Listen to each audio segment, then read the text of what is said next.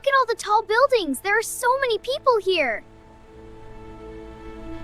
The city is so busy today. Stay close to us, Lily.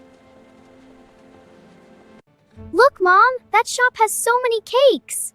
They look delicious. Maybe we can get a treat later. Let's see what else we can find. I love the energy here. Let's have a great day together. Me too. Let's take a picture together. Come close, Lily. Cheese! Mom, Dad, I can't find my phone. Are you sure? Check your pockets. I did! It's not here! Don't worry, we'll find it. Let's think, where did you last use it? Let's check everywhere we went. Stay close, Lily.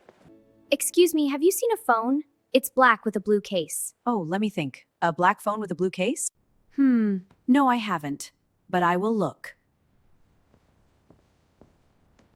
Did anyone see a phone? It's blue and black! Hello, did you see a phone here? Sorry, I didn't see one. What if we never find it? Don't worry, Lily. Let's keep looking. Excuse me, did someone lose a phone?